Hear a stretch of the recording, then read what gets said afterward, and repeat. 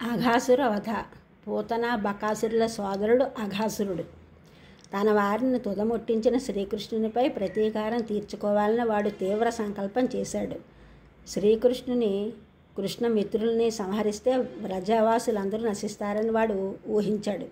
కృష్ణ బృందాన్ని తుదముట్టించాలని వాడు కొండచిలువ రూపాన్ని ధరించాడు. గోపబాలురంతా వెళ్ళే దారిలో వాడు నోరు తెరిచి పడుకున్నాడు. వాడి పై పెదవి ఆకాశాన్ని తాకుతోంది, కింది పెదవి భూమిపై ఉంది. నోటిలోని భాగం చీకటిగా ఉంది, నాలుక రహదారిలో ఉంది. ఆ వింతయైన దృశ్యాన్ని చూసిన గోపబాలురంతా అది ఆట స్థలం అని అనుకున్నారు.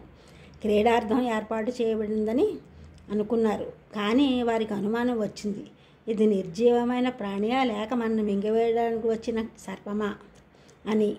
దాని నోటి లోపల చీకటిగా ఉంది, దాని నోటి నుండి దుర్గంధం వస్తుంది. ఇది నిజంగా మనల్ని మింగడానికి వస్తే మనకి కృష్ణుడే ఉన్నాడు. దీని పరిస్థితి కూడా బకాసురుని పరిస్థితి ఇలా అవుతుంది అని అనుకున్నారు. ఆ విధంగా అనుకుని శ్రీకృష్ణుని తలుచుకుని ఆ కొండ చిలువ నోట్లోకి ప్రవేశించారు. కృష్ణుడు వారిని వారించబోయేటప్పటికి వారు వినలేదు. అందరూ చప్పట్లు చరుస్తూ లోనికి ప్రవేశించారు. శ్రీకృష్ణుడు ప్రవేశించిన కారణంగా అది మింగలేదు. గోపబాలుని విడిచి ఉండలేక శ్రీకృష్ణుడు లోపలికి ప్రవేశించాడు. శ్రీకృష్ణుడు లోపలికి రాగానే అఘాసురుడు అందరినీ మింగివేశాడు. ఆకాశం నుండి అంతా వీక్షిస్తున్న దేవతలు హాహాకారాలు చేశారు. కానీ అంతలోనే కృష్ణుడు తన శరీరాన్ని పెంచాడు. గొంతుకు అడ్డేపడే వరకు శరీరాన్ని పెంచుతూనే ఉన్నాడు. దానితో అఘాసురునికి ఊపిరి ఆడలేదు.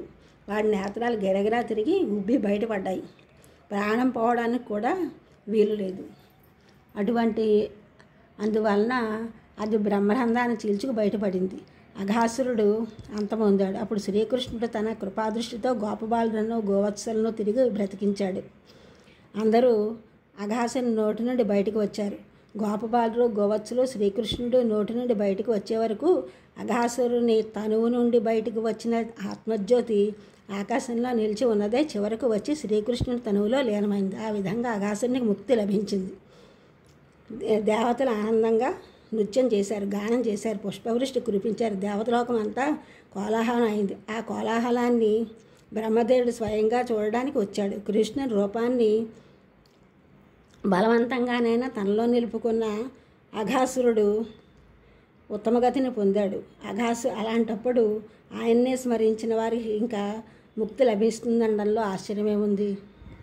ఈ ఛానల్ చూసిన అందరూ సబ్స్క్రైబ్ చేయండి, షేర్ చేయండి, లైక్ చేయండి, కామెంట్